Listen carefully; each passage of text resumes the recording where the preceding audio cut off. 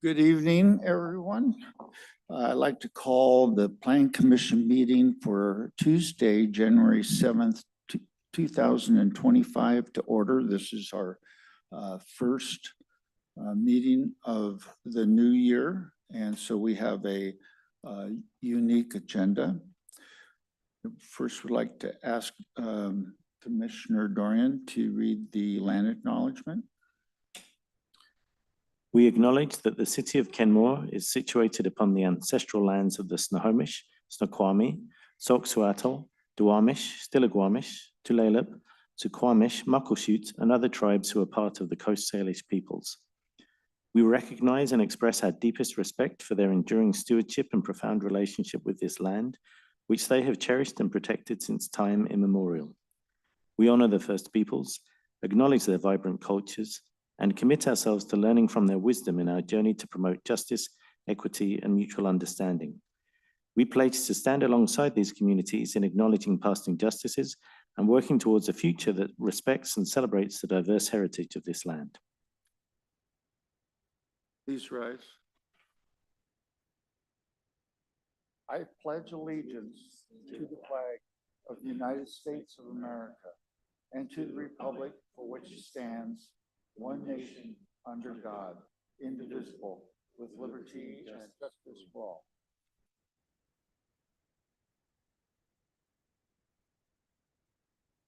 I'll entertain a motion for the approval of minutes. So moved.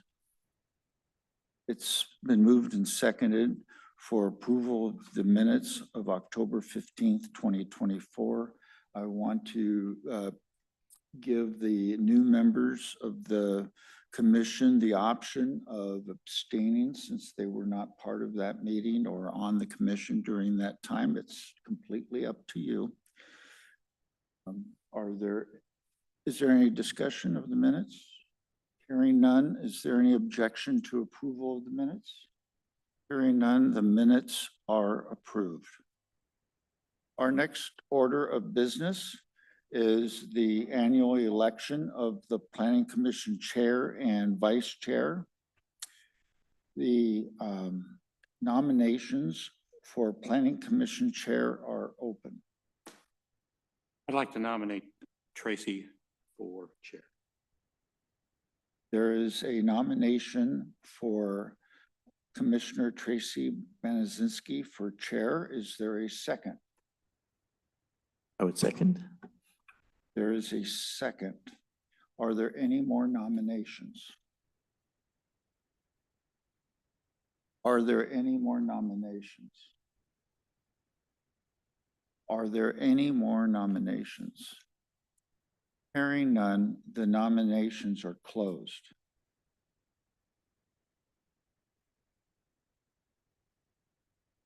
If there is no objection or a call for roll call,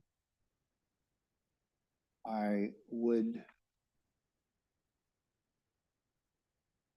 say that the election of Commissioner Banazinski would be by unanimous consent. Is there objection? Hearing none, Commissioner Banazinski, oh, congratulations.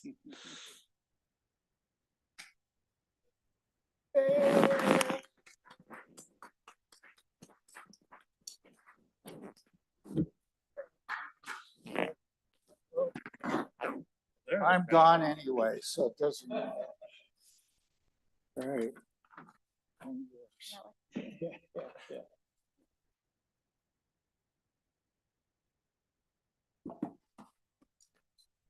Garbage bag.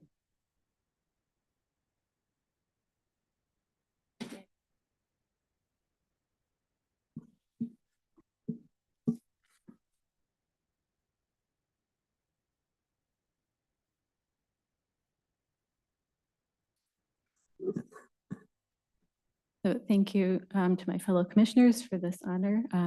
It will be a privilege to work with you in this capacity this year. And now we have the election of Planning Commission Vice Chair. Are there any nominations for Vice Chair? I'd like to nominate Dwight Thompson for Vice Chair. I accept the nomination. Fantastic. Is there a second? Second. All right. I suppose we can do it the same way Dwight did. If there is no opposition, we can approve the Well, nomination. Do I have to vote? you have to ask for. Oh, any I'm other sorry. Are there any other nominations? nominations? Any other nominations? I'm sorry. Are there any other nominations? No, okay, in that case, if there are no objections, Commissioner Thompson will be Vice Chair Thompson. Is there any opposition? Okay. Congratulations, Vice Chair Thompson. Thank you very much. Madam Chair, point of personal privilege. Yes, go ahead. Well, Commissioner Vanderlyn has been a great vice chair during my tenure, and essentially has been the senior member of the Planning Commission for quite some time. So black bag. Something for him. Oh, yes. Well, first of all, I would like to present him and his spouse some flowers, because I know how much you have to give to the city. This planning commission, vice chair, up for 3 years, so that's really good. But just put that's something else for you. That's, something very friendly he could take home, put on his dining room table, whatever.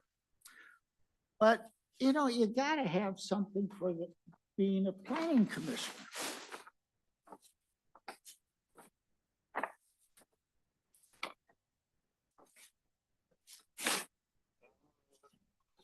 So, I look carefully today all over for something that would be unique for him to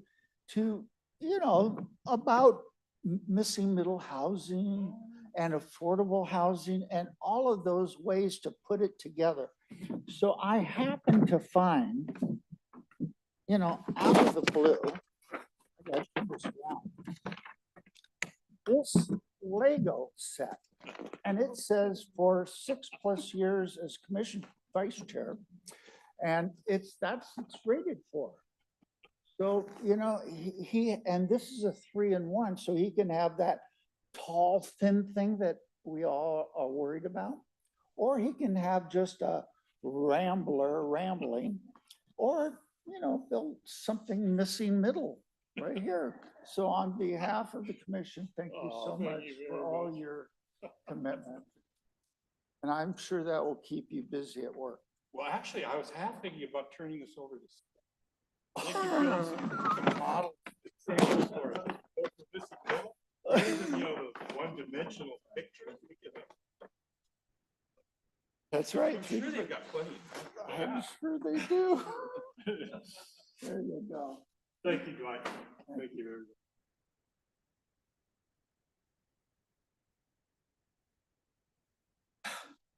That's all I have to say. Rest of the meeting. All right, the next item on our agenda is public comment. We welcome our community members to the Planning Commission meeting. In this forum, the commission does not engage or dialogue with the public. The primary role is to listen. We will hear from our on-site guests first, followed by our pre-registered virtual guests. All guests must address comments to the commission. The clerk will acknowledge your request and call your name when it is your turn. Your time will start when we acknowledge your request. Your time will start when we confirm that we can hear you. Please state your name and city of residence for the record and keep your comments to 3 minutes. We will not split your time with others or reset your time except by express approval of the chair. You can submit materials to the clerk in advance. This meeting is being recorded. Thank you for taking the time to express your comments. We have 3 individuals signed up for on-site public comment, as well as 3 individuals signed up for virtual public comment. On site, we have Patrick O'Brien, John Culver, and Elizabeth Mooney. Patrick O'Brien, go ahead. Pat O'Brien, Ken Moore. Congratulations, all planning commissioners, men, women. I know you're going to do a good job and lead the city forward on its planning for what is going to happen in Kenmore's future.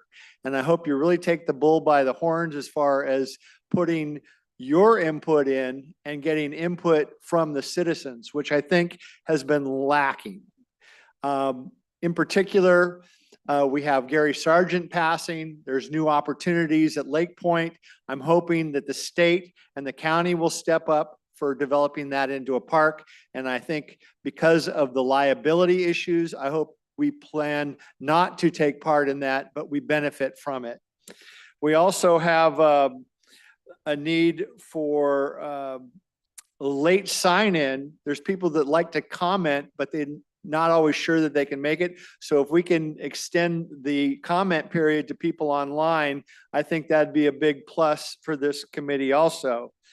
I am very concerned of what I see in Bothell along 522 and in Lake City Way into Lake City on the massive buildings right next to 522. They're monoliths. They are very uninviting.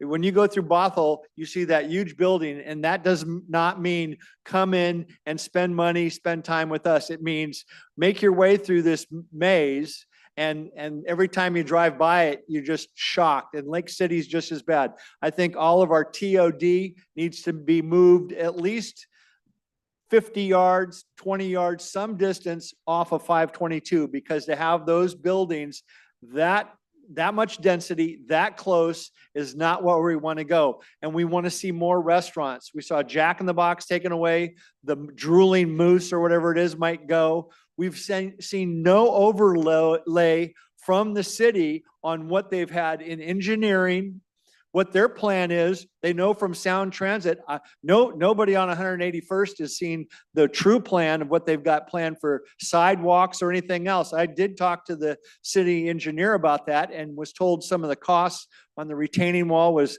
$10 million. But when you have Sound Transit involved in the funding, anything's possible, and the timeline can move right up to, when people can't react. So I'm really looking forward to visiting with you more now. I feel like you're more receptive to the citizens' ideas. I want to see the engineering map on everything they've got on the books and they're planning, and I think you can facilitate that. Thank you very much for your service.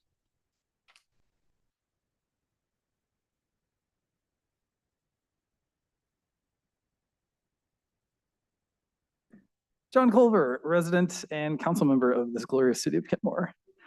Madam Chair, Vice Chair, Planning Commissioners, Happy New Year to you all. Congratulations to the newly appointed commissioners.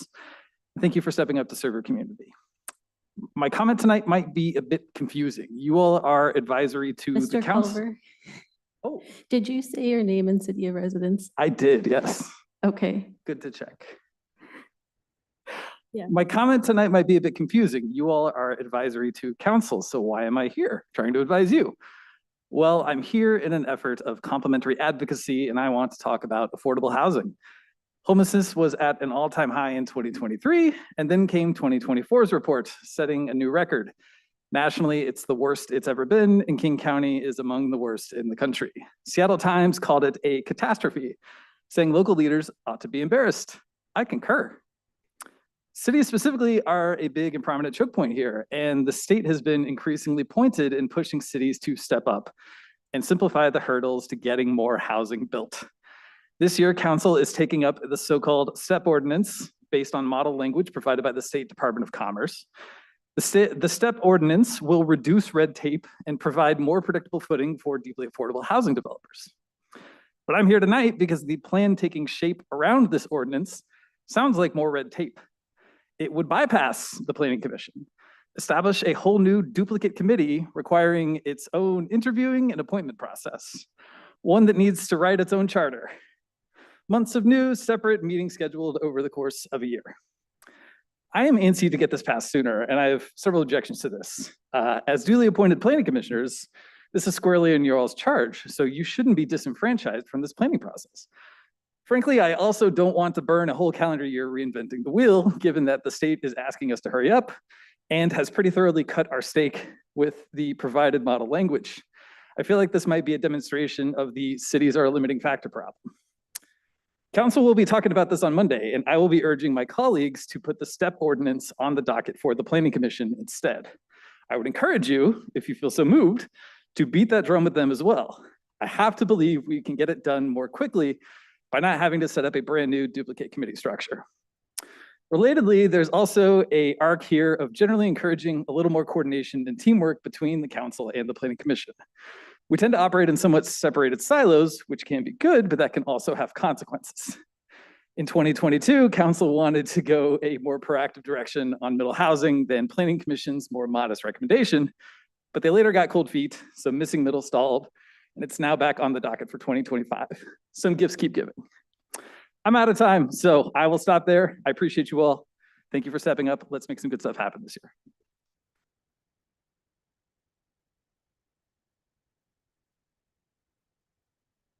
Good evening, Elizabeth Mooney, City of Kenmore. Good evening, commissioners. Yes, congratulations. Thank you for serving and all these years. I have come here today to discuss middle housing and how we can preserve our ecologically sensitive areas while meeting our ever-growing housing needs, which I deeply respect. Specifically, we need to keep those areas that provide a buffer to Kenmore's important waterways. Swamp Creek, Sammamish River, and my beloved Chetchathel on 61st, and others. Keeping the R1 and R4 properties, I'm learning more and more, so I'm hoping that this is correct, from becoming high density will preserve some of the functions that riparian areas serve, maintaining green terrestrial zones and protecting the health of our streams. Kenmore's citizens have advocated for preserving and recovering our environment as the priority. So I appeal to you as the Planning Commission to realize that goal through a comprehensive plan that preserves these key environmental features while providing housing where it will be the least impactful in a significant adverse environmental impact manner. The Planning Commission is the conduit for the people's vision, including the citizens' submissions to the comp plan. As you proceed in your work this year, please also consider the modifications to the comprehensive plan suggested by your fellow citizens, including one of my dear friends is Jim Howard, who served in the past on the Planning Commission. I would like to share a quote from one of my leaders in the environment, an environmental attorney named Claudia Newman, who represented PERC, People for Environmentally Responsible Kenmore, back when we were trying to preserve a property on Chetchathel. She stated in a November 4th, 2004 article in the Seattle Times by Jim Downing, "There's a lot of work by citizens and government that goes into creating good land use code," said Claudia Newman. "But when it comes to enforcing the law, one development at a time, they don't get enforced very well. When obviously the citizens, through the comprehensive plan and land use codes, have said that protecting the environment is a high priority." Looking forward to 2025 and hopefully getting a lot of citizens in here to support you and work with you. Thank you. Happy New Year. Chair Bonashinsky, can we move on to virtual? Yes. Thank you. For virtual public comments, we will take them in this order. Jeremy Scott, followed by Blaise Antrobus and Stacy Valenzuela. Give me one moment. Jeremy Scott, can you hear us? Yes, I can hear you. Okay, go ahead. All right. So I am here talking about how I am Jeremy Scott. I am from Kenmore City. Sorry. And I'm here to talk about how there's not that many sidewalks in Kenmore. I do see that as very unsafe because I've seen a lot of accidents happen because of it. I do say that there's a lot of construction going on, but I would say we should add more sidewalks to Kenmore to keep our citizens safe. Also, there are schools near that area in certain areas where there's no sidewalks to protect the kids, nothing like that, which I do worry about. I also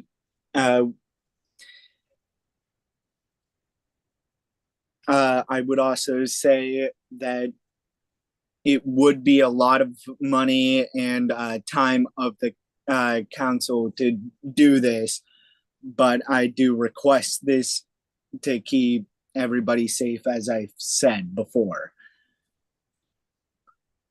And I've seen it multiple times because I've walked around the entire area of Kenmore. I have ridden my bike. I've seen it all. I've almost gotten hit a couple of times. I would say that it is pretty unsafe that we don't have that many sidewalks to worry about. So that's pretty much everything. Thank you for your time. Thank you. Blaze? Yes. Hello. I am Blaze Antramus. I'm from the city of Bothell, but I am a student of Inglemoor High School, which is in Kenmore. I was gonna talk about the streets. I know there's a lot of construction happening on the streets, which is very grateful, but I still notice that there is still a lot of streets that are unsafe. Which I get also, like, for some of the streets, like specific intersections. Like for me, I have to get to school from 100th Avenue and Simons Road. And currently that intersection is very bumpy, especially for the like certain cars that are like lower to the ground. I myself have a Volkswagen GTI and it's pretty low to the ground. As well as there's just a lot of like potholes and like cracks in it. And I've seen all over King County that that most of the time a lot of the budget that King County gives for streets got used up. I used to live in Newcastle and we had a major road that it would just keep getting filled because it kept sinking until finally, from what I've heard from some friends and other people, that they've built a bridge for that. But it's still, I've seen it at least in Kenmore that there's a lot of cracked roads and just potholes, along with just the multiple incidents I've seen around just Kenmore alone, just because of the streets just being unsafe. I don't really have a lot to say, so thank you for your time. Thank you. Stacy Valenzuela?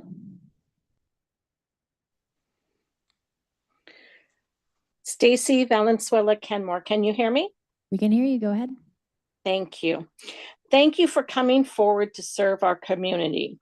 One of the interview questions that was asked by the council is, as a planning commissioner, how will you reach out to all areas of Kenmore residents in regards to issues? We would like each of you to make an effort to reach out and hear directly from our community members.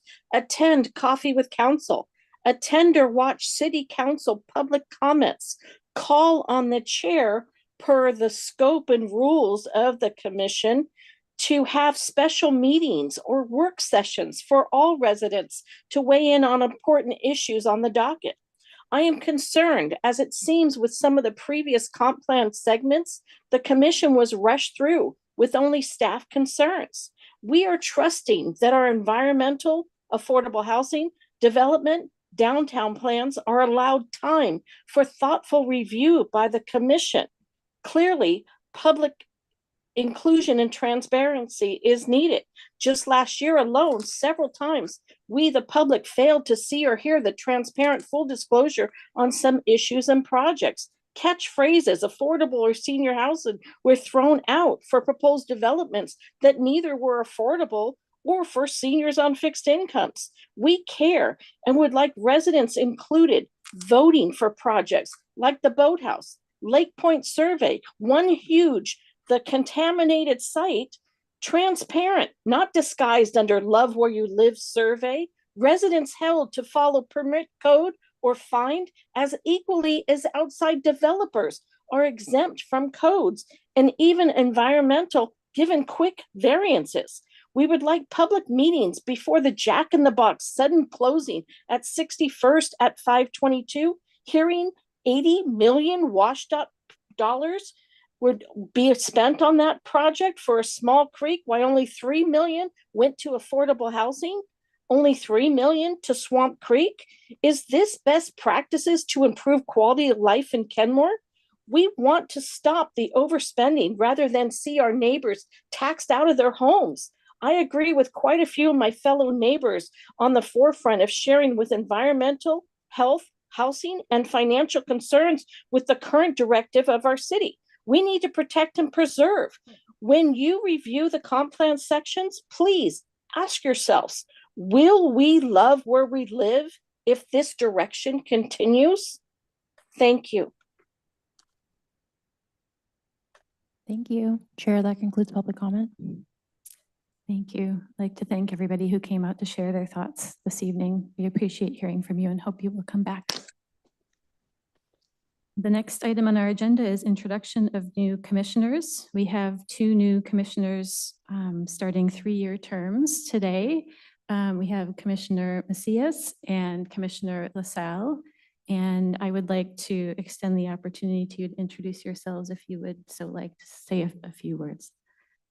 Optional.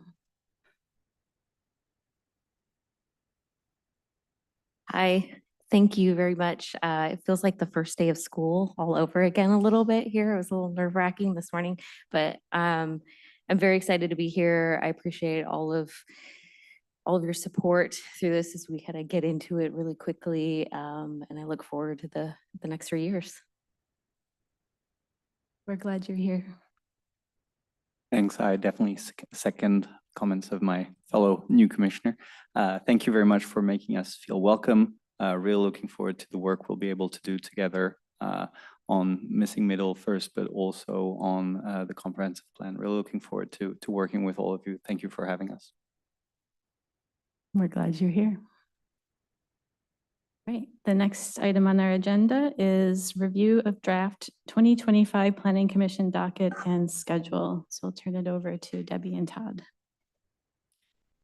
Thank you, and Happy New Year to the Commission, and look forward to another year working with you. So you are getting a really early preview of the docket, even in advance of the council meeting, where they will get a preview on Monday, and then they will adopt the final docket on the 27th. So the docket sets the annual work program for the Planning Commission, and that involves where there are amendments to the comprehensive plan. So anytime there's an amendment to the comprehensive plan, it needs to go before the Planning Commission, who then provide a recommendation to council. So the first step is we kind of consider as staff what should be on the Planning Commission docket. We take a look at things that are mandated, for example, to be on there, things that are rolled over from prior years, and then kind of assess other items. Each year, we also open up the docket to the public for them to submit individual docket applications, and they then become part of the review for what we staff would recommend to be on the docket. So you will see the item in front of you, and Todd's going to go through this list about the staff recommendation for the Planning Commission docket. The other part of this is sort of what staff are recommending to be part of the council work program. And the council work program involves items typically related to land use or the municipal code, which don't require amendment to the comprehensive plan. And that, again, is an extensive list. And you'll see that a lot of this list is driven by state mandates. So when the state changes the law and there is a mandate then for compliance, the city has to take action. And oftentimes there is a deadline for taking action. So that is what has driven a lot of the recommended docket items. Not to say there aren't other topics which we would have really liked to have got to this year, but given that that sort of limited resources from a staff perspective, limited time from a commission, evaluating that with the mandates that we have to get done, this is what we ended up with. So I just wanted to provide that framework to you for tonight, for this preliminary kind of preview. So I'll let Todd work through some of these items. All right, thank you, Debbie. Again, welcome new commissioners. As Debbie said, we have a very full agenda for you in 2025. Similar to the last 18 months of working through the comp plan, I'm certain that these next 12 months will be equally as robust in terms of conversation and back and forth dialogue. Certainly with middle housing, as we kind of near the I'd say third or fourth quarter of that stage, considering that that's due at the midpoint of 2025. There's going to be a lot to digest and talk about over the next for the Planning Commission in the next 2 to 3 months. So as Debbie mentioned, the Planning Commission docket looks small on paper, but it really isn't. It's a very, very complex and particularly with item number 1, and that being middle housing. We've been talking about this for quite a number of meetings over the last 18 months, specifically with relationship to the housing element and some of the other related elements. However, now we're reaching that point where we need to do the implementation of the regulations themselves. And this is kind of where the rubber hits the road, so to speak. And so we're going to be not only talking about just the basics of what types of units there are going to be, but how do these interact with all of our other regulations? And so that meaning, our various zoning codes or traffic codes or trees. And so one of the things that we've kind of initiated at the end of last year is to have conversations with our other directors within the city, that being the engineering group, the development services group, environmental services, because all those play a role in each of these new regulations that are going to be being adopted. And so I'll have a short presentation to kind of show you. Many of the Planning Commission that's been here before has seen a lot of these, but I wanted to just kind of reset the stage, so to speak, before we kind of dive in with our consultants and that robust discussion that we'll be having in a few weeks with your joint meeting there. But in any case, the middle housing really is going to take up a majority of our time between now and I'd say March. And I say that because we need to leave enough time for city council to be able to review and deliberate before it goes to a final hearing. So it's going to go very quickly. We're hoping that the next few meetings that we have with Debbie and myself, and then the consultant's going to be coming back to really dive deep into how these all interact with each other, that we'll get some answers for you. But I know that this is not going to be an easy topic, and we're fully expecting to have a very engaged conversation on how all this will work. So anyway, I'll kind of leave that one alone. And then also in terms of the interlinkages between middle housing and our comp plan, land use element and housing element, which you all know we just recently adopted here just a month ago, or council did, because we have these new regulations going to be adopted, there's going to be some minor tweaks that we'll have to make to those two elements based on what is ultimately decided. And so that's going to essentially mainly be what the uses are going to be called. So if you recall, we discussed previously about the varying levels of residential. So there being potentially a low, a medium, and a high residential, or there no longer will be anything in terms of like an R1 and R4. There will be in context, but in terms of the classification system, we need to change that so it's a more simplified process. Will still be outlined in the planning or in the comp plan and the codes in language, but it's mainly just kind of identifying what types of uses or whether that's cottage housing, townhouses, things like that, and how we're going to be identifying. So it's going to look and feel a little bit different. And you might see some other jurisdictions that are a little bit ahead of Kenmore. I encourage you to kind of take a look at those, to familiarize yourself with those. I think like Redmond, Bellevue, there's a handful of cities that are a little bit ahead of us. And that's probably a direction that we'll probably take, is not necessarily the types, but it's more of the classification system. So it's more simplifying that.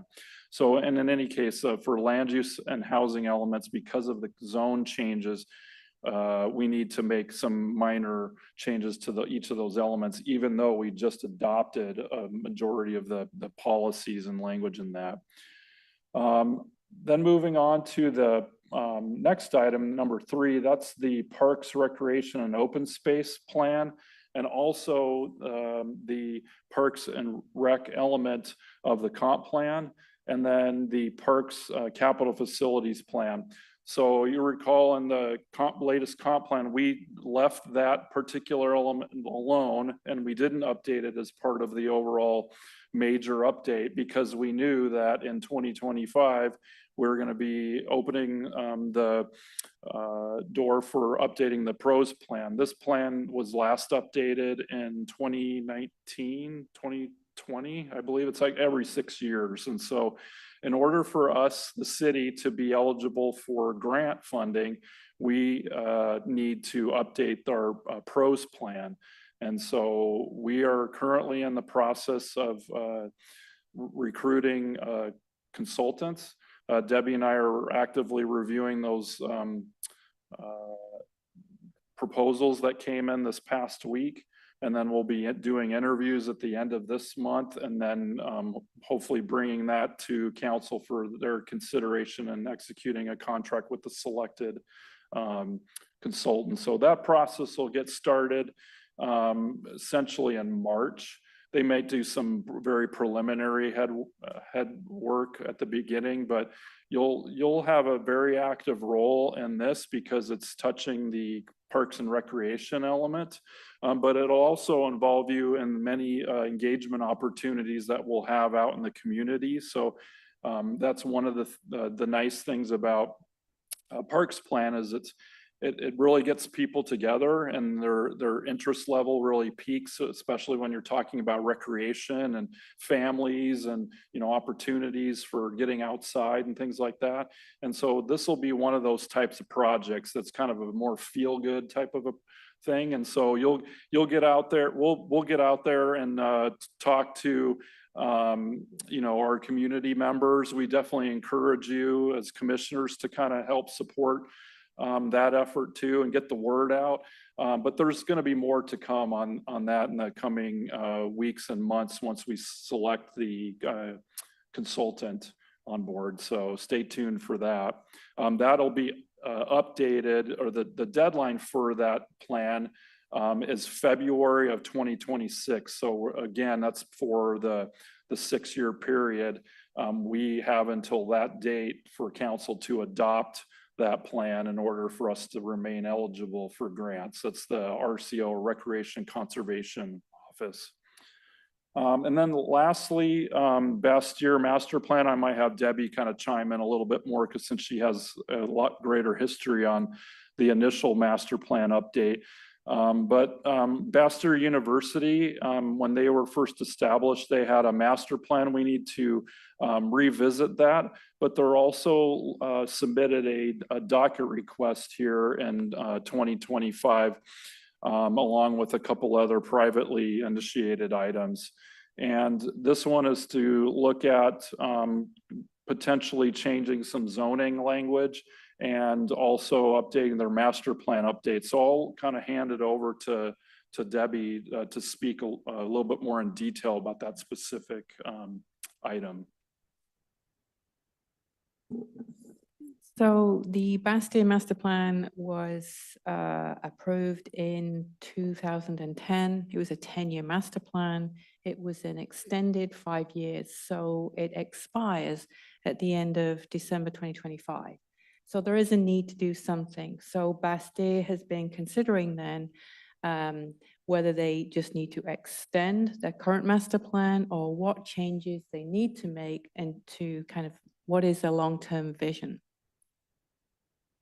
So that's what they've been doing, and a big change in that is they are saying that one of the changes they would like to make is to consider allowing housing on the campus. Dormitory housing is currently addressed in their master plan, but not like market rate housing or other kinds of housing. So that would be a change which is not currently reflected in the master plan. It's not really consistent with that public, semi-public zoning or the public, semi-public allowances in the comprehensive plan. So you can see why there needs to be all those changes that need to fit together. And so it would be a similar process that occurred in 2009 and 2010. So that's why that is on the docket, because there is a need to do something in the master plan, and given what Bastyr are proposing, it would result in a need to amend the comprehensive plan and zoning regulations. And then before I move on to the kind of overall plan for council, what's explained here and the paragraphs above on this page on the screen, one thing that we as staff need to do is do a threshold determination. And in our zoning code, there's a number of items, and I'll provide it on a separate screen. It's also in your packet, that we do to determine whether or not these should move forward in terms of the docket for council's consideration. And so, as I previously mentioned, this year we have 4 items. Yes, there are only 4, but they're very significant items that are going to take up a lot of the commission's time throughout 2025.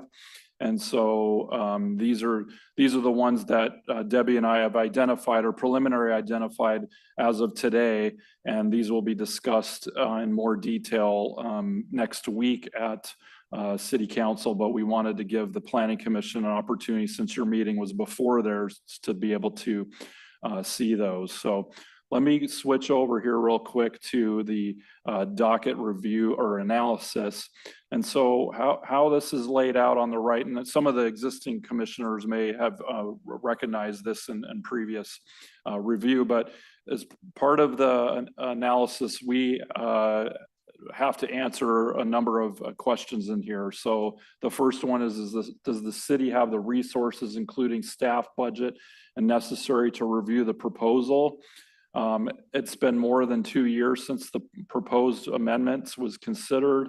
The proposal has a strong potential to serve the public interest by implementing specifically identified goals and policies of the comp plan.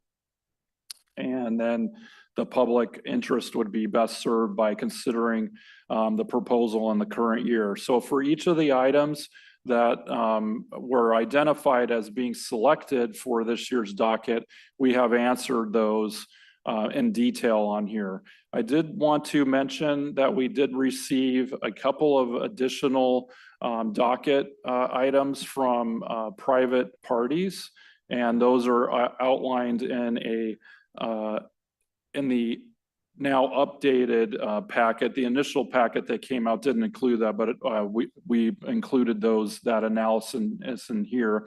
So the first one is the updates to the downtown element, chapter 1852, KMC design standards. And this would be to update the downtown element figures and chapter 1852 design standards to align with the city's climate action plan. And so if you recall, we did a pretty extensive review of our downtown and community design element as part of the comp plan element. And then we've also recently adopted the city's climate action element as well as the climate action plan. This one and then the subsequent one that I'll discuss these are in theory, we as staff, we definitely agree with these items, but the challenge with our with these two is that because of what Debbie said, we have a number of state mandated items that we need to get through the bulk of this year, including the Planning Commission and the City Council. It just doesn't allow us a great amount of time to be able to address these. The other thing too is that the downtown element was just recently adopted, and so we would like to spend a lot more time on this type of a proposal once we have the downtown plan itself coming to the Planning Commission as a full docket item. So meaning that this year we're going to be spending a bulk of our time on the PROS plan, right? The Parks, Recreation, and Open Space plan. Similar to that, where we have this 20-plus-year-old downtown plan that was adopted many, many years ago. And that's going to take a significant amount of staff resources. Plus, I would anticipate a consultant component in with that. And so Debbie and I envision that this type of amendment could better fit in a time period when we have a lot more staff resources to do that. So that's essentially the reasoning in terms of, we have a lot of these state mandated items, but also just due to the lack of resources, it's really essentially me and Debbie at this point. And we're out looking for another planner, a limited term planner. And until we get that person on board, which could be another month or two, it's essentially on our shoulders to kind of run the show. And so it's just really tough to get a lot of these extra things done. So that's the reason why this particular one wasn't selected.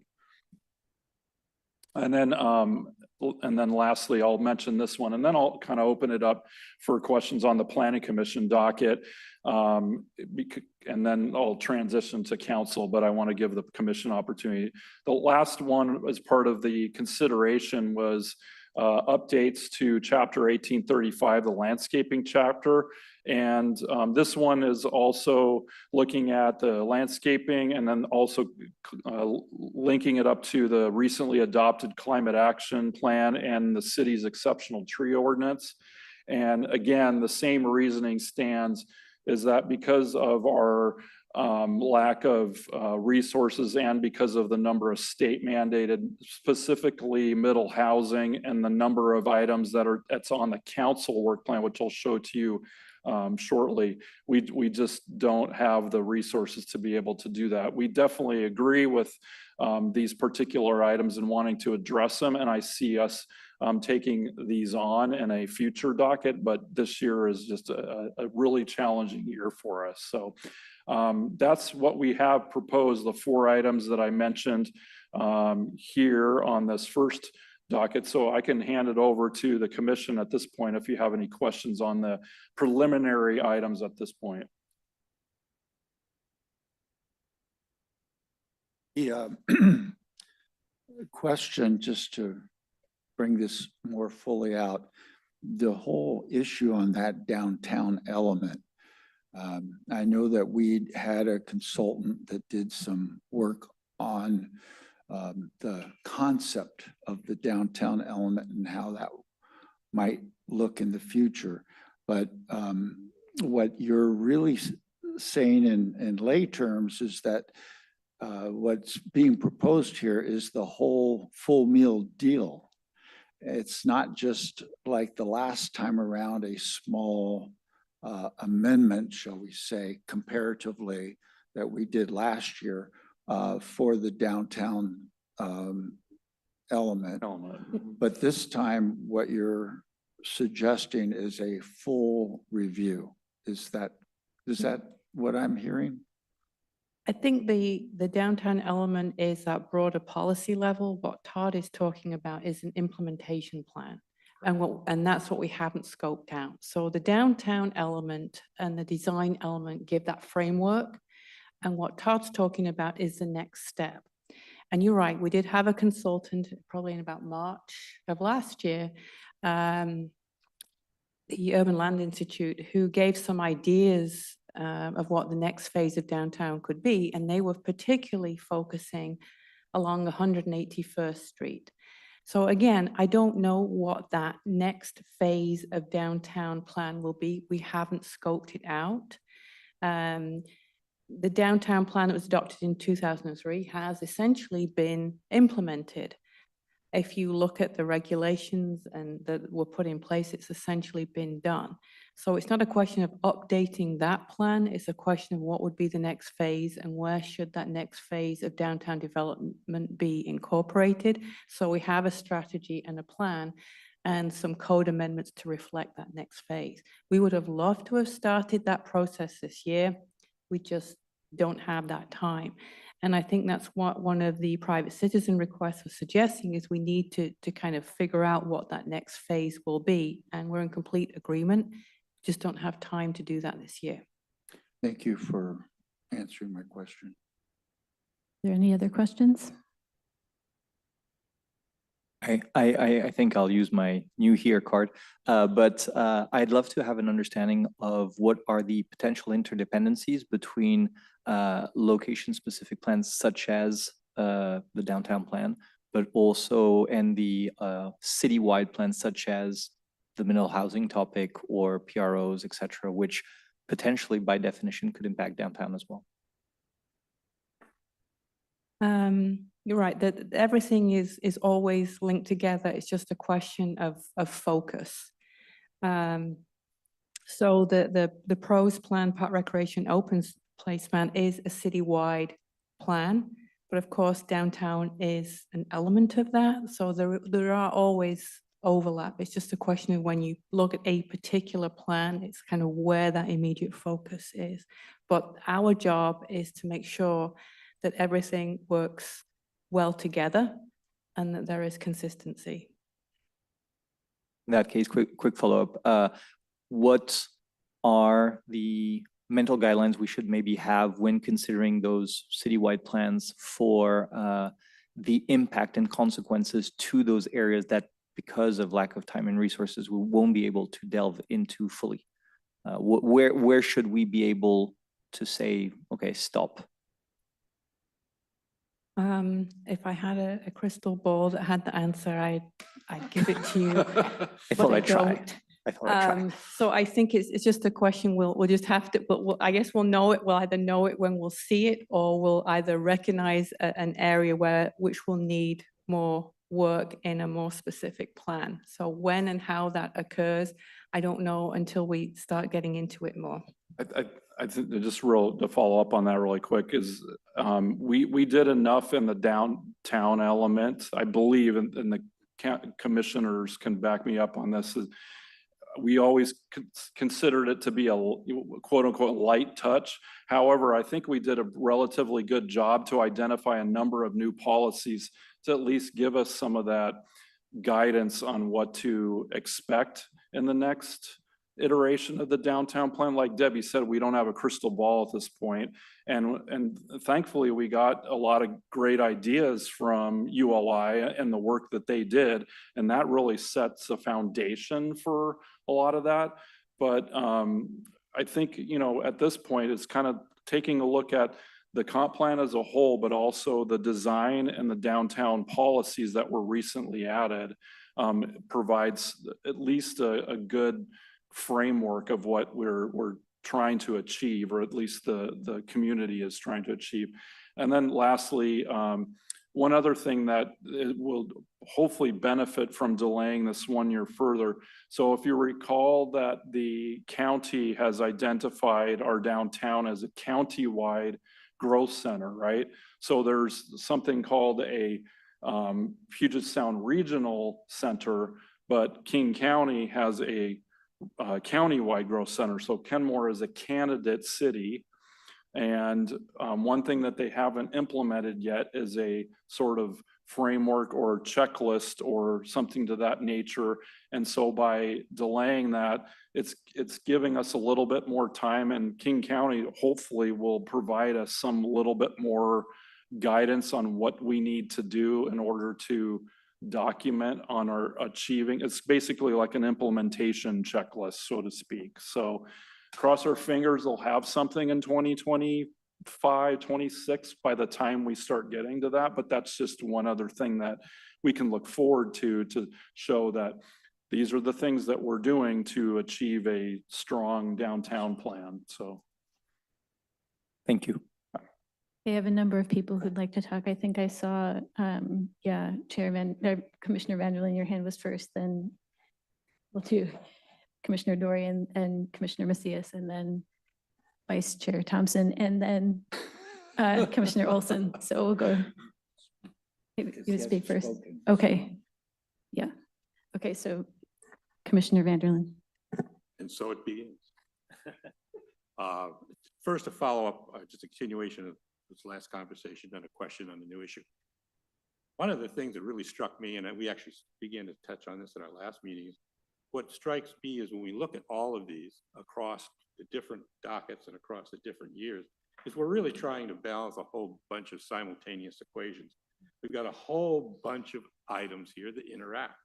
And it's almost impossible to predict when you first get into any one, because you have to focus on one, as Todd said, or Debbie said, in order to make progress. But then the tricky part that always catches me in my mind is, okay, so now what impact does that have on the things we discussed last month, last docket, last year? And keeping track of those, I think, is their job, but we have to hold them accountable for it.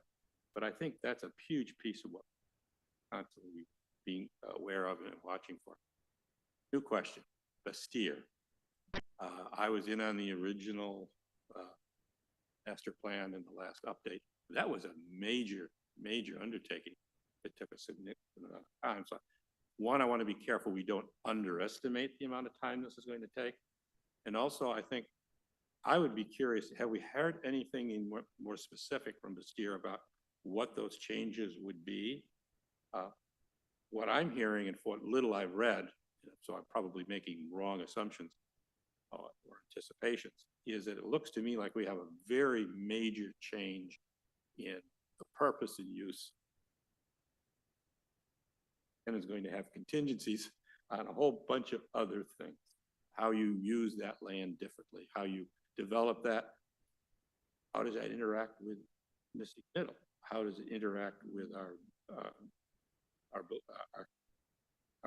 emphasis on wanting to maintain tree canopy, our open spaces? There's a significant amount of property there.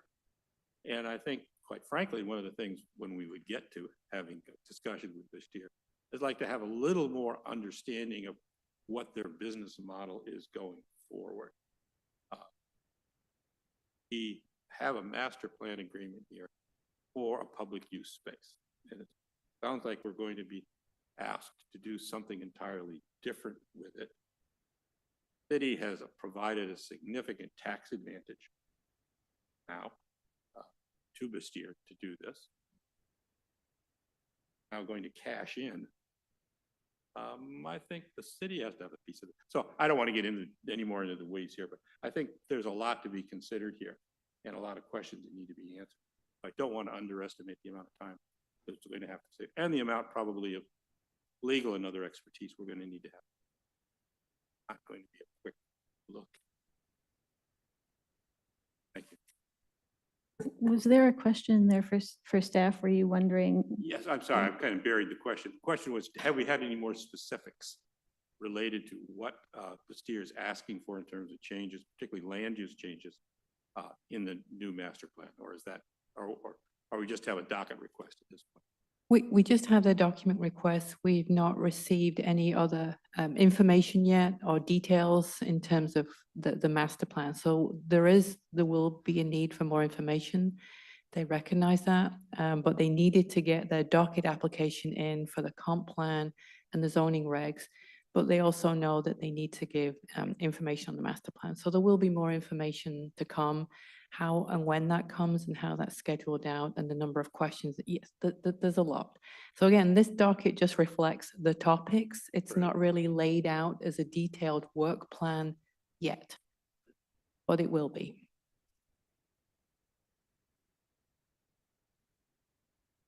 One thing I think it was unfortunate got pushed out is the housing strategy plan. That's a big one for me. I appreciate we've got to keep lots of different things together, as we were saying with downtown, but it feels like sometimes we are heading into housing conversations, and we've got some here with middle housing, Bastille, STEP, but without having the overall strategy plan in place. I know we've got one from years ago, but I think now it's far enough along and there've been enough changes that it really needs a redo.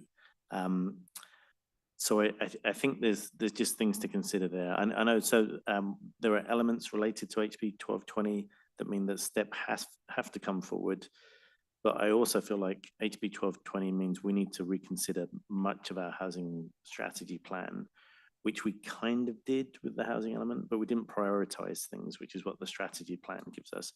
And I think state is leading us around a bit because they're saying you have to get this done by this point, but it means we're not able to drive our own priorities, which is the thing that I think is a shame, especially around the manufactured home zoning as well. I think we've got more time because the clock started ticking at the end of the legal proceedings, if I'm right.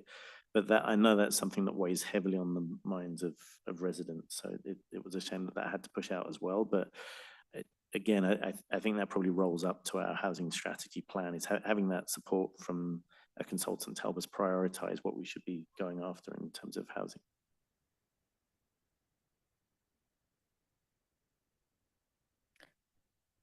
Yeah, I think the comment was, I'm sensitive to the time and the amount of time that we have. There's only so much of it, and there's only so many meetings we can have. I think my concern is, and echoing Commissioner Van der Ling's, we have to make sure that we carve out time for that, whether that's, carving out time in next year's docket. As far as the downtown element, it just feels like there was some hesitation last year when that plan went to council, there was a little asterisk with it that there just wasn't enough time to focus on it. And it does feel like we're speeding towards this housing goal of another, third of housing goals, but there's not really an overarching cohesive plan on where that is and how that works together.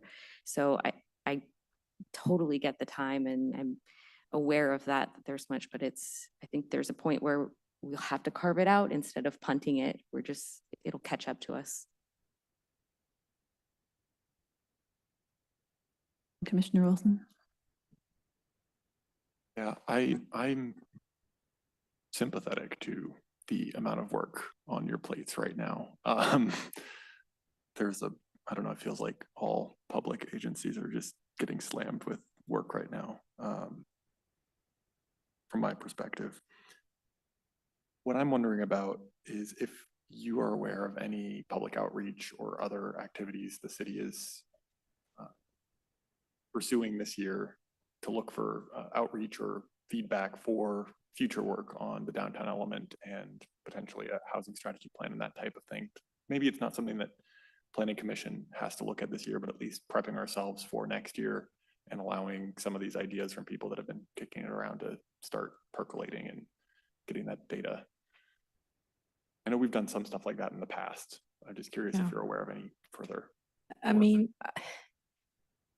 I hear that your comments about could we do the housing strategy? Could we do some of these other items? And it's not the resistance of not wanting to do it. It's trying to make that difficult choice about what should go on the docket. So I'm sure the council will have similar comments about why wasn't X YZ on the docket, and my response will be the same. Having to focus on things which have a deadline for adoption. And the things that do not, frankly, were the things that were pushed. The downtown, next phase of downtown, the affordable housing strategy, taking a look at the manufactured housing regulations, if that's still the direction to go. I mean, the list could go on and on and on.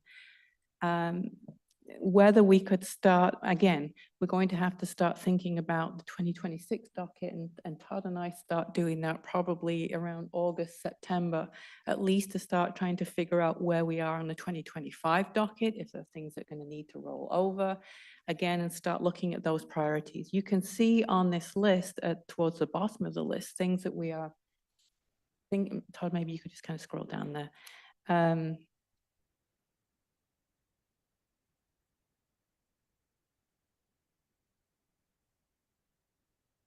Yeah, so you will see the list of things which we would have hoped to have on this year's docket, which we're now trying to push to 2026 and 2027.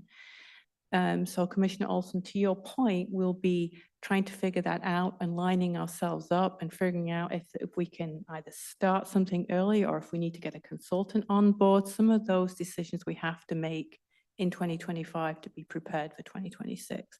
At this point, I don't even want to start thinking about that yet, because we've got so much to get through for 2025.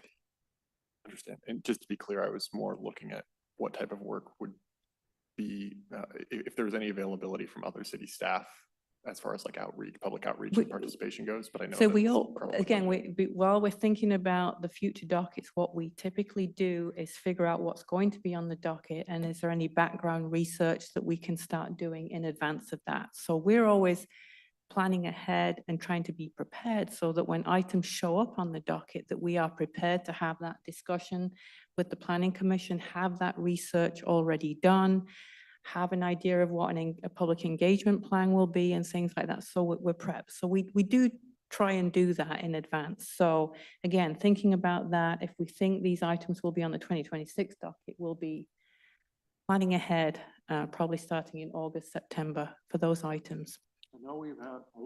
I know we've had some crossover too with the city manager's office at public events, say the farmer's market, or say the Love Where You Live program that was completed in the last couple of years. And so if there's opportunities for things like that to capture, like I said earlier, I envision, the parks plan itself is going to heavily involve other events, right? That's where people are, is where we're going to go to get enough input.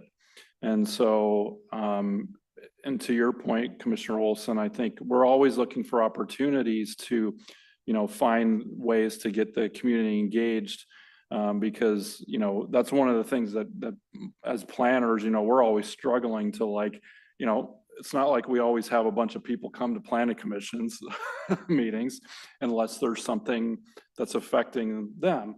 But we'd love to have more people engaged in more of these discussions with regards to plans or so on and so forth. So, as Debbie said, we're trying to do as much as we possibly physically can, and it has absolutely nothing to do with us wanting to not do these things, because I can just say from experience, I was really looking forward to doing the downtown plan, because I have a kind of a vested interest in going after ULI. For them to come here was kind of in my wheelhouse, and I was hoping that we keep. And this whole plan has probably gone through 6 or 7 iterations. So this is kind of where the dart landed, and so this is what we're taking forward. But yeah, there's a number of these things that we really do want to have Planning Commission and Council work on. It's just really it's a lot of them state mandated, and to go on with the state, they're just continuing to chug out more things every single year. And I can honestly say in my career and Debbie's career combined, this is the most we've ever seen really in terms of, required state, and I'd say unfunded mandates, because that's what a lot of it is. We just have to do these things and they're required by X date. And so I can see a lot of these things continuing as we go along. That's going to require either the planning commission or the council's time to address. So that's just kind of the new era that we're facing today in Washington. Thank you. Vice Chair Thompson. Well, on the positive side, you just looking at the work that we did and that you did last year on the downtown, and you commented already, but that's one of the kind of points that I wanted to make in this comment is that we have had significant public input, constituent input on the downtown. We'll call it the element in the grand sense with our consultant and their work and talking to businesses, individuals, organizations in our city to gather the information that they needed in order to synthesize the outcome of their report. And then you pointed out a couple of the open houses that the city had where I actually saw folks moving little cubes around downtown and down the TOD. I always call it the TOD, meaning that area, because most of the commissioners understand what I mean by that. And that was recorded. Those are significant opportunities for the public to get involved, even though they may not realize they were coming to get involved, but we sucked them in. And those types of opportunities are very important because a lot of folks in our community will not just come down to a housing summit or a housing open house or stuff like that, because they may not be interested. They're living in an area that's single family housing and they're comfortable there and they've been living there for years. And they may not see the relevance of why they need to come down and participate. So I think that the city has been making efforts over the years that I've been on the commission to positively bring folks into the process of getting their input. And from the years of my experience in the local government here, no matter how you do it, it's not an easy job. And by the time people realize that the council's got to have to meet the deadline, what they've tried to do and what has happened is done. And I support and hope that we continue to enlarge our efforts to get folks involved. So I just wanted to, you folks have really tried hard to do that. I've seen it as a commissioner. And taking another point on this, most people really, truly do not understand the role of the Planning Commission in a city. They don't realize that these elements or regulations that are required to come to us, we are the RCW required hearing body and recommendation body to the council. And a lot of the work is done right here. And what we've been talking about, getting the community involved. And by the time it gets to the council, they they're down to the nitty gritty. And I've had to explain that to a lot of folks that have a major role in the city. And they said, really? I said, yes, really. And it's not your fault. It's just the way our government works. So that's, and I guess I have to ask the question about what Council Member Culver brought up, and is it the STEP? Did I get that right? Do I say that? When I read that, I was a little confused because it sounds like affordable housing policy. And well, maybe it isn't, but could you kind of help us understand what that really is about and why it's not coming to the commission? Yes. First of all, it doesn't involve an amendment to the comprehensive plan, so it doesn't have to come to the Planning Commission. That's the short answer. The STEP housing, that's the shelters, transitional housing, emergency housing, and permanent supportive housing.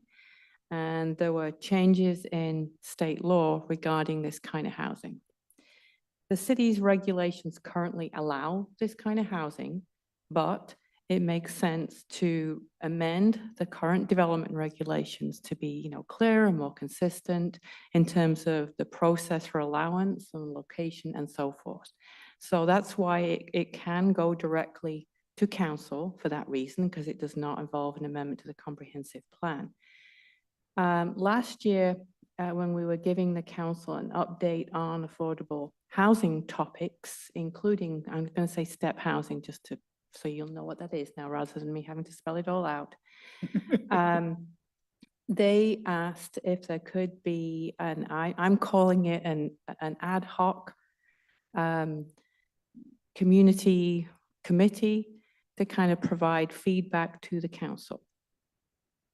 And so this was kind of the council discussion. So it would not be the Planning Commission. It would be some separate entity created just as a short-term, having a short-term task, similar to the Financial Strategic Plan Task Force, where they had a limited kind of task to do. And this would be then to kind of evaluate or give recommendations back to the council on STEP housing. So again, this is as an item which staff are recommending go directly to council. Staff has also provided a memo to the council about how this task force could operate and kinds of meetings it would work. But again, that's up to the council to decide, A, if this should be on the council's work program, and B, if they want a separate committee. So that's what that work program item is all about. So what you're saying essentially is that the outcome of that step would have nothing to do with the comp plan. Yes, it would be consistent with the comp plan. These are implementing measures to the comp plan. The comp plan speaks on several policies about allowing affordable housing, about allowing a variety of types of housing. So these regulations would be consistent with the comprehensive plan. And like I say, we do allow this kind of housing already. It would just be amending the current regulations. So it's like implementing the plan. Correct. Thank you for that. This is a topic that the public has asked me about, which I don't have the answer for, but I appreciate that. That's a little clearer common lay terms for what that's about. Thank you, and I appreciate the time and the work that you all have done. So I don't think we really need to go through the amendments that would go directly to council, other than if you have any specific questions like you did on the STEP housing. These are amendments which staff are recommending go directly to council because they would be consistent with the comprehensive plan. So again, you can see that the majority of these are proposed because due to changes in state law. Not the first one, number 5, that's the park impact fee rate study, which is updated periodically. Again, so that typically goes directly to council. 6, 7, 8, 9 are state mandates. 10 came up is whether there should be changes to the current code that would not require a supermajority approval of certain types of development agreement. The TD carve-out regulations, if you recall, that's where there was interim regulations were maintained in place until the Swamp Creek Corridor Study was complete, which is now complete. So now we have to consider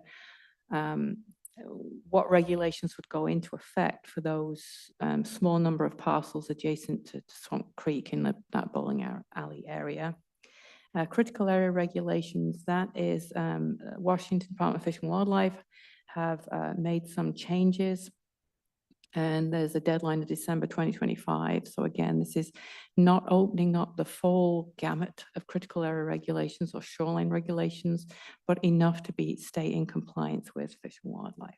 So And again, that goes- all these are just items which are code amendments consistent with the comp plan, so they can go directly to council. So the item number, if I may, the item number 12 then is consistent with the changes which you asked us to make Yes. and what needed to be made in the environmental element at the end of last year, right? Yes, yes. Yeah, just to provide just really brief context on this. So this was something that was brought forth back last June by Fish and Wildlife. We mentioned that we were in process of amending our policies, which we were doing. That was one comment that we received, but we were taking care of that. So Fish and Wildlife, for those jurisdictions that don't have all the best available science items in their code, have 12 months after the adoption of their comp plan to amend their code to comply with that. So that's what this is. So it's essentially just adding those items that they have addressed to us to therefore update it for BAS, even though we know that we're going to be doing the deep dive into the critical area ordinance update in the next 2-ish years or so. So regardless of that, we need to address these, and these are going to council in 2025. So.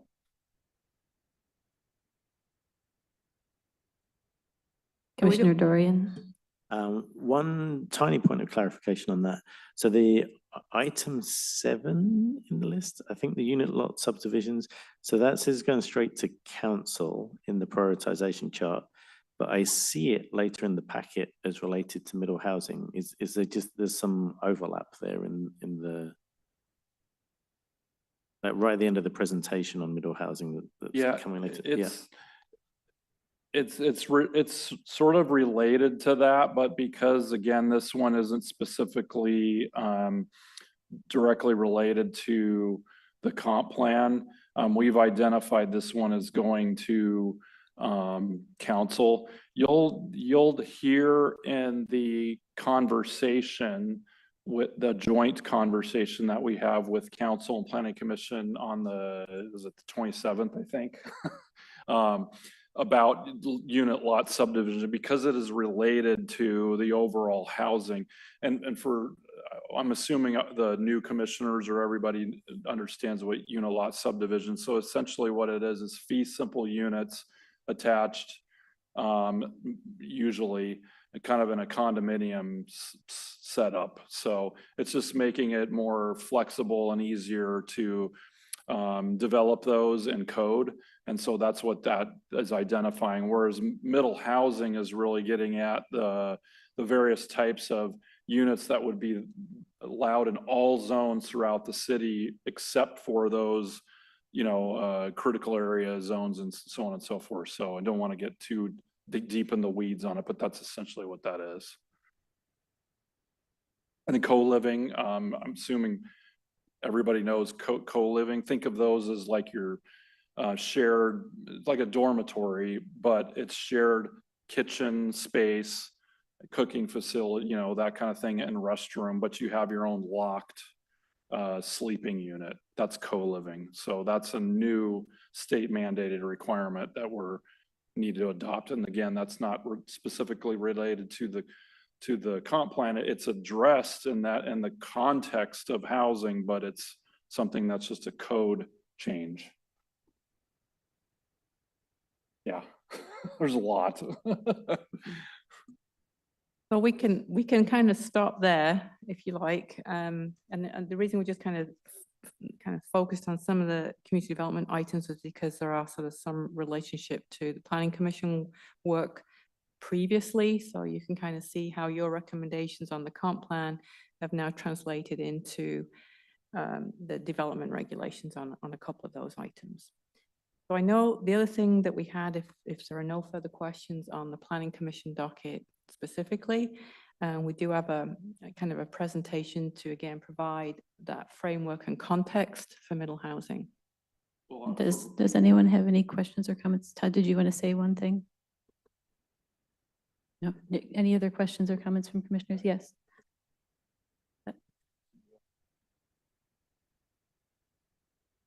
Okay. There's a request for a 5-minute break. And if there are no objections, we will take one and come back at 8:31.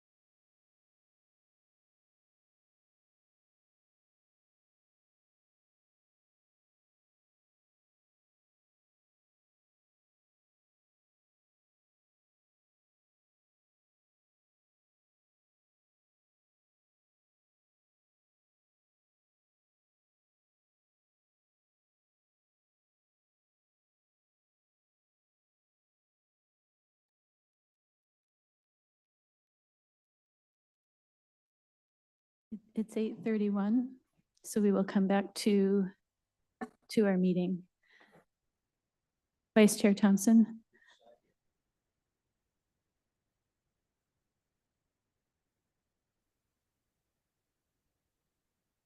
That's okay. I think before the break, I was going to ask if there were any other questions or comments from commissioners before we moved into the presentation. A comment, really. If I've distilled anything from this discussion, it's that there is more than enough work to do and more coming. So I think the wisdom of focusing is really important. So I would encourage staff, when they look at the 4 items, which I agree with your prioritization, I think that's a really good way to look at it, particularly the first 3 items seem to me to be most closely related and are also driven by the state mandated. Those 3 are things that we obviously need to do and are important things that need to spend and have adequate time to really distill. So if in your thinking that we would be at risk for not being able to devote sufficient time to those items, I think maybe we want to rethink item number 4 and whether that really belongs in the next year to allow us to really have significant time to be able to work on the middle housing. Anybody else? Okay, before we move on, I just have a few comments, and I think it will be a very easy question. One is that I want to say I agree with my colleagues on really wishing that we could prioritize some things that we haven't been able to. And I know it's not because of your willingness to work. I see that you are very engaged and invested. It's just expressing that same wish, particularly the housing strategy and bringing back the downtown element sooner. Another comment, if we can build capacity, such as they're bringing on another staff member, and then it turns out that we can accelerate some items, I would be in favor of that. And then I do have some concerns about STEP running through a separate community advisory committee, but that seems like it has something to do that's something that I could take up with council, but I just wanted to raise that. And in the context of us being in a severe housing crisis, I think everybody's well aware that during the last annual count of homeless individuals across the country, there were 750,000 people living unsheltered, and we know that's an undercount. So it feels really urgent to me, and I really wish we could kind of accelerate those kind of issues in our community. And then my really easy question, do the items submitted by residents need to be resubmitted to be considered to be on the docket, or are they kind of in a holding pattern and can be brought up to be considered at any time without being resubmitted? I don't think they would need to be resubmitted unless they wanted to significantly change their item or add to it. You know, we would just be going on what they submitted this year, and then that would go on a future docket. If they wanted to change it, then they'd have to submit something new. Okay, but as it is, it's sort of in queue. It's in the queue. Okay, great. Thank you. I think we're ready to move on to the presentation. Okay, thank you. This is really meant to be just a brief, snapshot on kind of what to expect in the coming months. And so my intention was really not to do any sort of deep dive conversation tonight, because we're going to have time really for that. But because we have 2 new commissioners, I wanted to make sure we're all on the kind of same level playing field. So I put together just some really brief slides. These were things that were presented by our consultant to our internal staff. And I thought, no, these are applicable to kind of conversation. You might actually see some of these same ones here in the next few weeks. So really that's all this is. So just to provide the context of HB 1110, again, this was passed a couple of years ago by a state legislature, and this requires us to adopt housing policies and implementing regulations. The policies, obviously, we just took care of in 2024, and now we're on that final stage of this whole overall work plan and adopting the implementing regulations by June 30th of 2025. So one thing to consider here is there's different tiers of cities. And or the council has directed staff to go for a tier 2 city, which is over 25,000, even though we're right at the doorstep of that 25,000 threshold. I would probably guess that with some of the new units that are coming on board or being built right behind us, that's probably going to get us over that mark here pretty fast. And so it made sense to go to be in the tier 2 rather than like, okay, let's adopt the tier 3 and then we're just going to have to go right back and fix everything. So that's what we're doing is tier 2 cities. So essentially high level detail, this applies to our R1, 4, and 6 zones. There's going to be more restrictive standards than your typical single family zoning, which has been in existence for pretty much, all of our lifetime and even a little bit before that. Design review has to be administrative. This is just sort of streamlining the process to make it a simple process to get housing built. It's going to limit parking requirements. So you saw on the docket for council, there's also a residential thing or docket item that's related to this. So that's going to basically provide greater flexibility on what cities can restrict or allow in terms of parking. And then lastly, permit subdivisions of new units, and there's going to be all different kinds of changes to that. Again, I just mentioned this one, 2024, we're just right under 25,000. So we're going to be doing the tier 2. This essentially allows the 2-unit lots per lot base density. We have to allow 6 of the 9 middle housing types. And then there's an increase of density when you're near a major transit corridor, and that being 522 is our major transit. I know there at one point there was conversation about, is it Juanita Way or is it Simons, those other arterials, but no, it's just the 522 highway. And then in terms of the view of our KMC considerations, I talked about this just really briefly earlier at the beginning of our meeting, is this cross-pollinates onto many of our regulations. And so we're currently, our consultants are going to be taking a deeper dive into how those affect our public works, stormwater, building codes, planning codes, and what changes need to be made based on these new middle housing regulations. And then how is middle housing and traditionally single family areas going to impact the utilities, the services, and other types of issues in our traditionally single family zones. And then we'll do a walkthrough of potential development scenarios. This will be something that I would imagine that the consultants are going to be doing on the 27th. You may have seen this if you followed the Planning Commission before in previous meetings in 2024. We had a couple mock-up ideas of what this could look like. I'll show a few examples of these slides, and that'll probably be part of our conversation as we move forward too. So, and then in terms of the analysis and code development, again, the minimum requirements is adding middle housing type definitions and permitted uses, what a unit per lot density approach is, updating our parking requirements, and then tied along with that is unit lot subdivisions.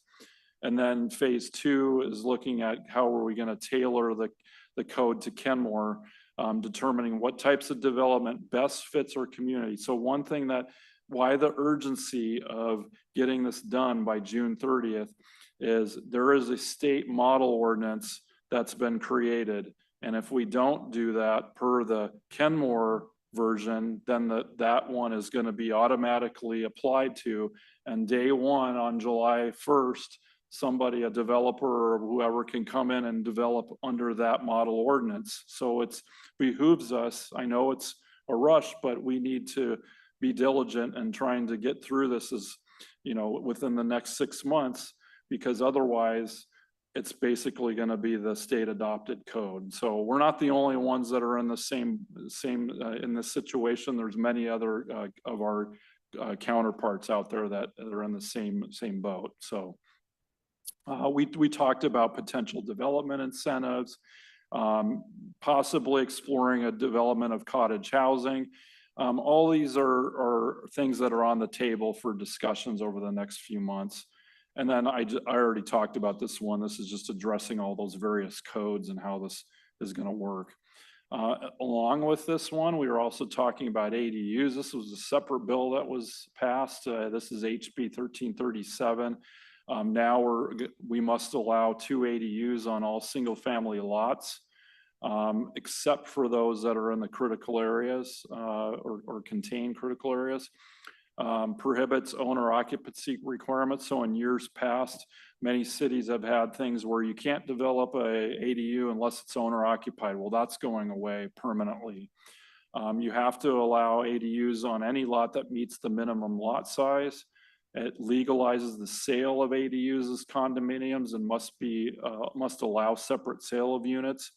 And then lots that are less than 6,000 square feet, you have to provide 1 parking space, and so on and so forth.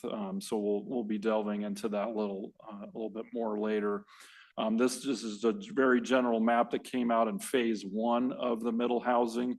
So you might recognize this when at that time LDC or Clay White, who's our consultant, he now works for Kimley Horn and is helping us. His team developed this map. This basically shows that where those critical areas are located, and the orange yellowish areas are those that would be permitted areas. Implementation considerations, whether to change setbacks for the ADUs, to consider detached ADUs, whether we want to consider additional reforms like a permit-ready ADU program, making design easier, whether we should encourage different combinations of two ADUs in different areas, and then how to assign housing capacity to ADUs. A lot of these things are going to really impact how the city functions, especially with regards to our infrastructure. So, and these are challenges we're going to have to address. We're not going to figure all these out in 2025. Like I said earlier, the state is going to come out with a rolling number of fixes and tweaks of those state bills that have passed. So I would anticipate that you're going to be seeing things as years progress, and cities such as Kenmore are going to say, hey, this doesn't quite work. We're going to provide feedback.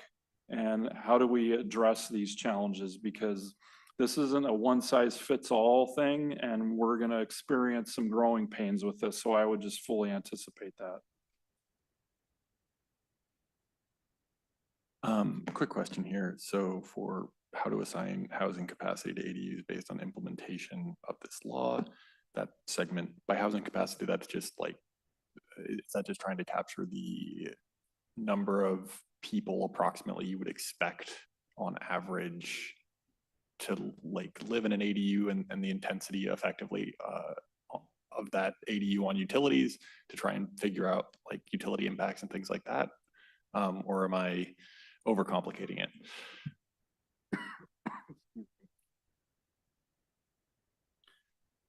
So it's not really the number of people living in an ADU, it's the number of ADUs and how that number is assigned to density and capacity.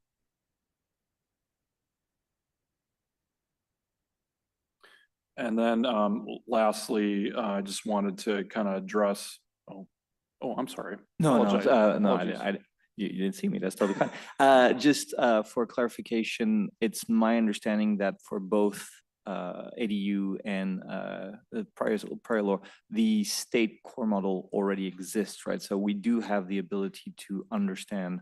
Yeah, okay, cool, thanks. Yep. And then, like I mentioned, we're going to be addressing code in various throughout the KMC and how this kind of cross-pollinates.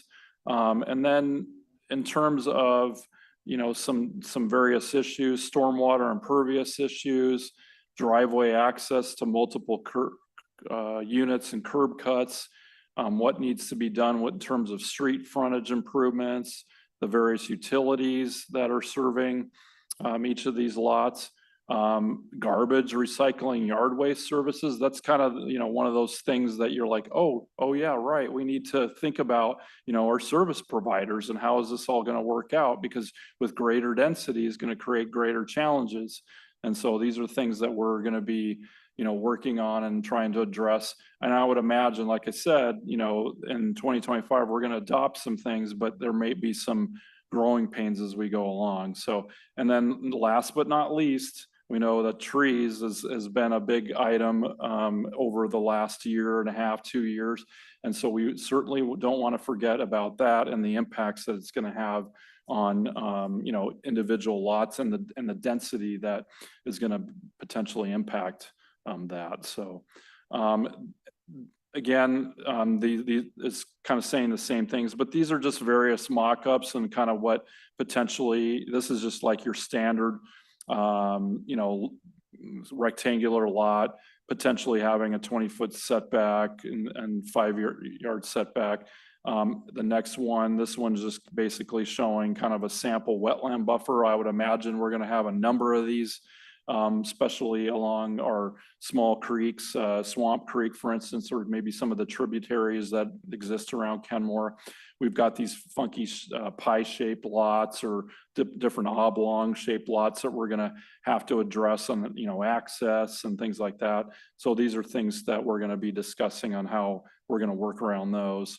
And then, in terms of, whether or not you have an ADU in the back or parking and different frontages, a lot of corner lots and cities. And so how are we going to address that with regards to all of these items? You'll see these and probably others as we proceed forward. So I just wanted to show you kind of what to expect. In terms of the next steps, and this will be my final slide, joint planning commission council discussions coming up on January 27th. So we're going to be discussing not only this topic, but also it was requested by council to go into a deeper dive of the land capacity analysis. I know that that's something that we kind of got through on a pretty breakneck speed at the end there. And so this will be a chance to kind of have more of a conversation about that. And we'll have Kimley Horn's team to kind of go more into a discussion. You'll be able to have a question and answer session on that. Prepare draft regulations and new policies. So this will be the time when we'll be bringing forward various discussion items on regulations on the middle housing, and our goal is to get a public hearing scheduled late March or early April. Again, like I said, we want to leave enough time for the city council to have deliberations in the spring and have public comment on that. And then our deadline obviously is June 30th. Otherwise, we have that state model ordinance that will just automatically come into effect. And then lastly, with regards to the policy amendments, and this goes along with anything that's done to the comp plan, we can only adopt things once per year. So we know that the middle housing regulations will be adopted in the mid term, but those changes that I mentioned earlier regarding the land use and housing elements, and then likewise to the parks related to the PROS plan, those will be all pushed to the latter part of the year. But you'll see those kind of coming through your review period. It's just the adoption won't happen until, similar to what we did with the comp plan this year, hearing late, kind of mid to late, November, with adoption in December. So that's all I wanted to show you. It's just really a very quick, high level, here's what to expect, kind of get you all on the same page, but we're going to be going much more into detail about that topics and many more to come in 2025. So stay tuned. Does anyone have any questions or comments? Commissioner Dorian? Question. So council have given direction for tier 2. I think I remember being in a meeting where that was it was the general feeling in the room. I don't remember a vote on that. Is that correct? It's just more of at this point, it's an informal direction that we want to go after. I honestly don't remember if there was a formal motion second vote, but there was generally more than 4 people who were nodding when that discussion came up. Yeah. That makes sense. Yeah, I think the reason that comes up is just concerns around the R1. We thought we might be able to pursue some alternative compliance. It doesn't look like there's probably not time for that at this point, let alone anything else. So just thinking about the options for R1 as the code is being developed, like and we heard community come and talk about this tonight as well. How do we make sure that as we're expanding the housing types, we're not just giving over R1, especially to much more impervious services? I think for me, a big concern is we do have a type of middle housing in the city already in townhomes. They're right next to the R1 areas. I wouldn't be keen to see just like fields of townhomes take over. Not that that's necessarily possible in what's being proposed, but just concerns around that. In fact, I think, especially when it comes to the slot home version of townhomes, one of the people behind the growth of middle housing even came out and said, well, this isn't really what we meant by middle housing. When it's a slot home, it's not even human scale. So like Denver had to walk it back. I think Cleveland's been walking it back. So just concerns around that type of housing specifically in relation to R1.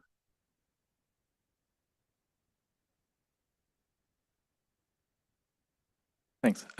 Less of a question, more of a general comment. I think just echoing what I said before, I really appreciate the presentation. Was very eye-opening for me. What I take from that presentation in the following conversations is that while middle housing elements might be well-defined, the impacts go all over the place. And since unfortunately there is not an easy way to make it mutually exclusive and comprehensively exhaustive, I really look forward to find a way so that we can really consider all of the implications, trees, waste management, parking, et cetera, that get impacted by this in a way that makes sense, while at the same time addressing the need that is middle housing. So appreciate the challenge even more so now, thanks to the presentation.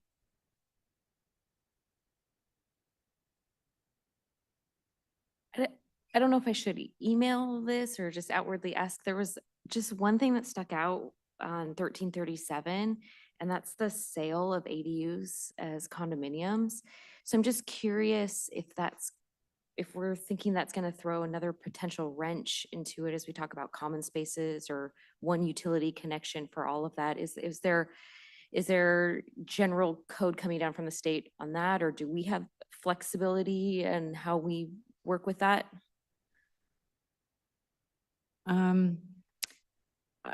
The answer to all these questions is the devil is in the details. And that's the fun times that we will have is trying to then take state law and implement it in a way that makes sense and addresses some of these concerns. So again, as we're looking at codes, that's what we need to do is make sure that you change one code and you then create an issue somewhere else. So that's why when we're looking at whether it's ADUs or middle housing, you have to kind of take that comprehensive look of how all these codes fit together.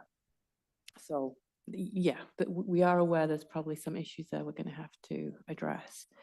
Chair, if I could, I know there's been some questions or comments and can the city do this alternative compliance approach, which was for middle housing, which was outlined in the state law that was passed. And there have been some information out there which is applicable to those jurisdictions that adopted a comprehensive plan in 2023 for alternative compliance. And so I've been thinking it was an easy question to get addressed from Commerce is, hey, you had the state law that was passed that allowed this alternative compliance approach and gave sort of parameters for that. You've now issued some documentation which has created some confusion. Can you please address for me that the alternative compliance approach can still be considered for Kenmore? I think I asked it as basic as that, actually, and I got back an answer that was not clear.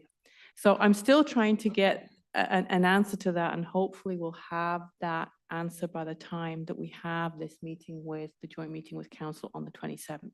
So I can say that it's confusing, but I'm going back to the original state law, which basically said there was alternative compliance and there were no dates presented in state law to say that it ended in a certain date.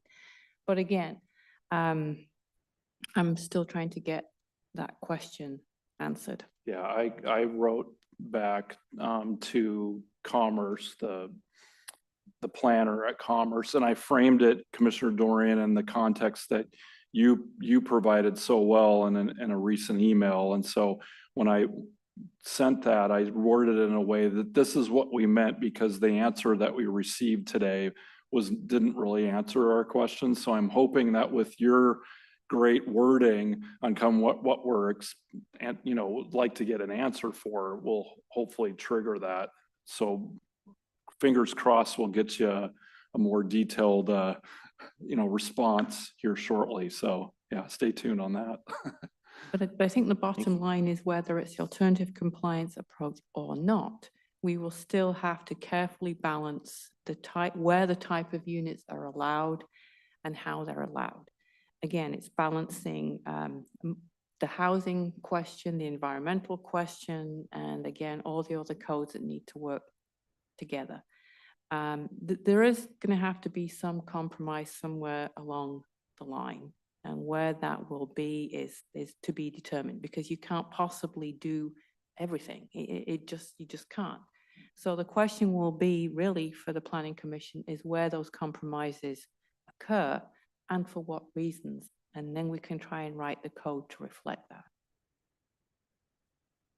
Thank you for that, Debbie. Thank you for chasing down an answer to that question. I think, yeah, Commissioner Vanderleen, you had your hand up. Yes. We're going to have a lot of fun trying to square all of this against the state regs. There's no question about that. But in addition to that, the state regs, I think, are not the only thing we have to be considering here.